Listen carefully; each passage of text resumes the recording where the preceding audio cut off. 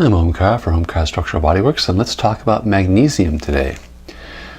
Magnesium has a lot of wonderful properties, and to understand this on a deeper level, to set a tone for things you do, and this is a good idea for everyone to do every day, is to have a seed thought. And from How to Have Glowing Health and Vitality by Paramahansa Yogananda, he has a nice affirmation or seed thought. I live, move, and have my being in spirit. As a fish lives in the water and a bird in the air, I will consciously draw strength, health, and happiness from this all-enveloping presence. And another seed thought that I've been working with lately is from Finding Happiness Day by Day by Swami Kriyananda. Don't expect too much of others. Thus we develop the capacity not to expect too much of ourselves.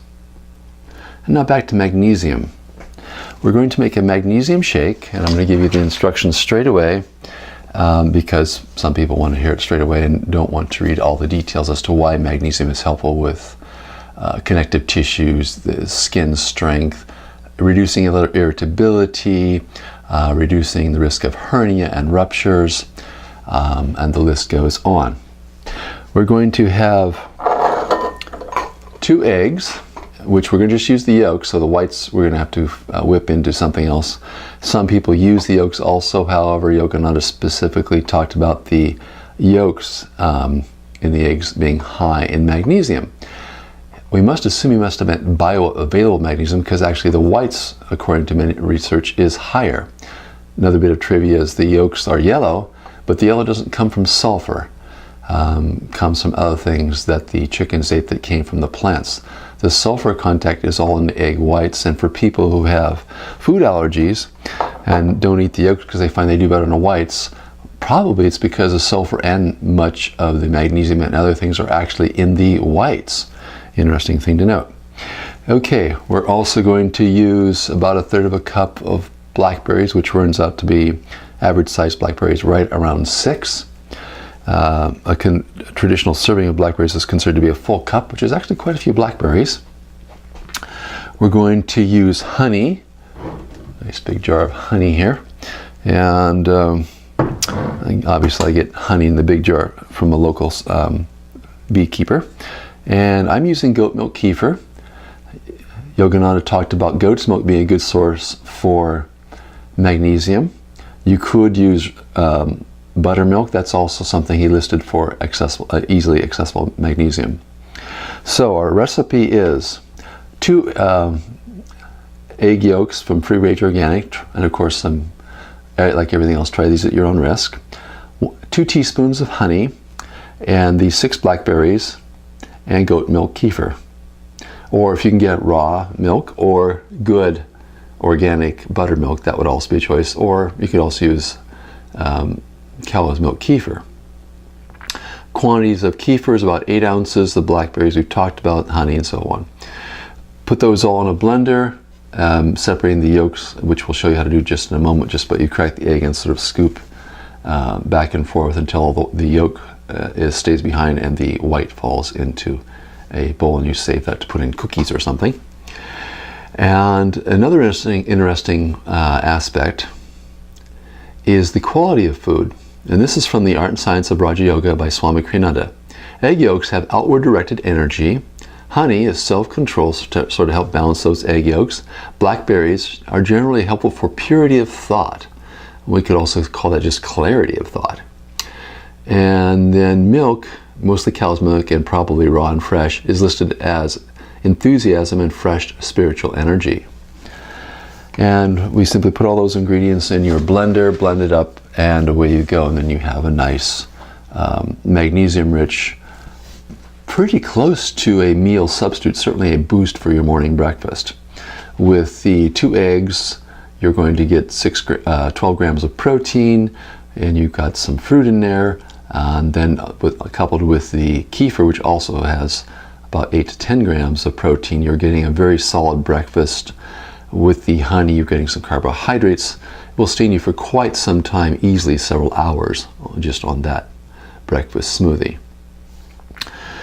This is from the writings of Yogananda. back in the 40s, and principally people who were concerned with diarrhea in the 40s were mothers. So he addresses mothers. This is a long dissertation, and it also has some possibly, when the person was writing it down, didn't quite hear what he said, so there's some interesting words every once in a while that we will possibly try to guess at what he really said versus what got written down. Mothers, please do not fail to consider foods containing the element magnesium when planning your children's meals. If you would have them sweet-tempered, a lack of it is responsible for nervousness and mental irritation that affects the disposition and accounts for the so-called high-strung problem child. It has a cooling effect upon a hot head, soothes the nerves, and calms the emotional strain because of its counteracting influences upon bodily acidity that saturates the brain. If the individual is tense, the muscles taut, the ligaments brittle, with cracking joints, these are unmistakable signs of magnesium starvation. Hernia and rupture could have been prevented by sufficient amount of this chemical in the blood through food. The recalcitrant liver lacks magnesium. An abundance is needed in intestinal detoxification and also contributes to constipation. For with the chemical sulphur, it gives a reliable laxative effect. In fact, it is known as nature's laxative. The truth about this necessary factor in the blood's constituency is that it has so many virtues that many a predicament that remains an unsolved mystery in medical science would submit passively to temporary speeding up in the supply of magnesium in the diet and act like a magnetic or magic potion. Many foods contain magnesium in varying degrees. A partial list follows. Acid fruits, apples, almonds, walnuts, lettuce, spinach, romaine lettuce, raw egg yolk, peaches, gooseberries, cherries, dandelion greens, sorrel, garbanzo beans, black figs, Savoy cabbage, Brazil nuts, plums, string beans, barberries, avocados, raisins, watermelon, pecans, asparagus, beets and beets greens, Brussels sprouts, red and white cabbage, carrots, cauliflower, celery, chives, celery root, cucumbers, kale, leek, eggplant, okra, onions, parsnips, dried beans and peas, goat's milk, buttermilk, skim milk, and seafood such as almonds, salmon, and oysters, radishes, and whole grains such as wheat, yellow corn, buckwheat, rye, and unpearled barley. Seedy foods such as tomatoes, okra, blackberries, dried peas, and cucumbers are especially rich in this quality. Naturally, fruits and vegetables may be used abundantly and with less discrimination. However, when it comes to nitrogen and carbon, builders, heat, and energy producers such as raw egg yolk, fish, nuts, milk, dried beans, and grains, smaller amounts should be used and more carefully considering the planning of a balanced meal.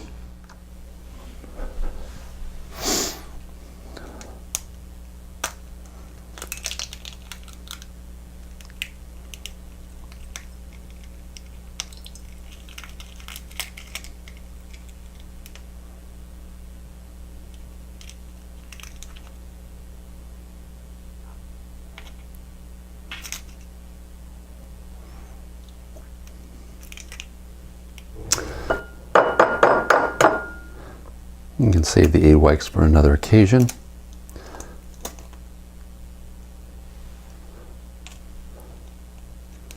Why Yogananda specifically, a little more problem getting these apart.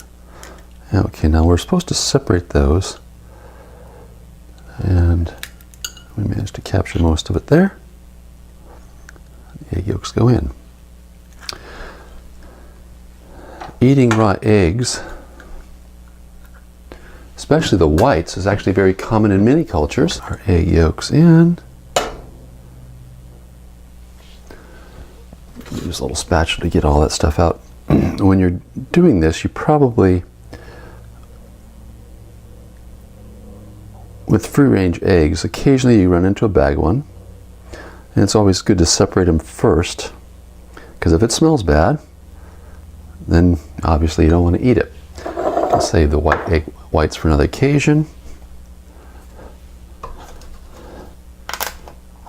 Kefir milk, which we want to give it a good shake first. And we can read here on the sides how much we've added. Quite thick. We're probably going to have to add a little bit of water to make this into something we can actually drink today.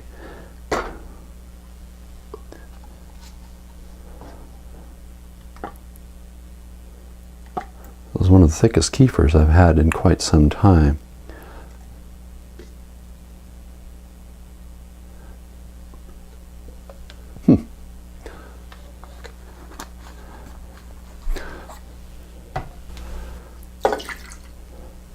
So we're up to almost 12 ounces total, for lack of a better word, substance in our blender.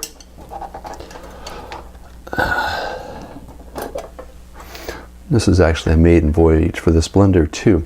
Now a teaspoon, a level teaspoon, is very hard to pull off. You can see how that's kind of almost two just right there. And we will take that and let a little bit of that fall off. So again, we're not looking to exacerbate our sweet tooth too much. Scrape it off.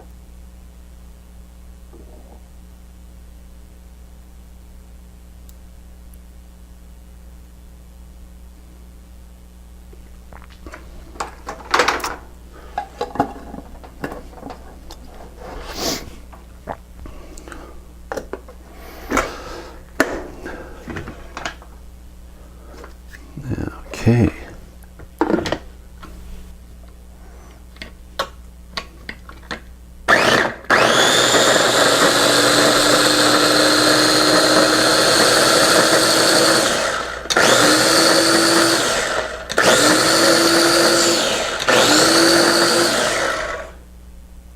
Okay, that looks like it's blended up. Let's see if we're there. Get a little bit of mess on our little blender piece.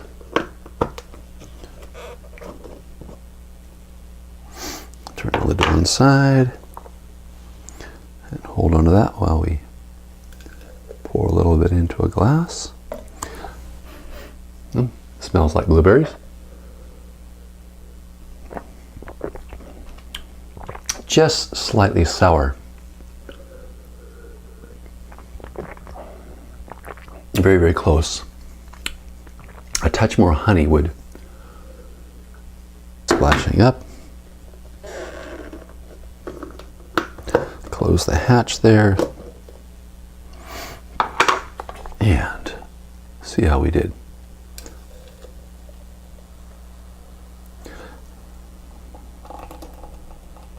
Okay, have more seeds in the bottom there, so this is going to be a chewy drink.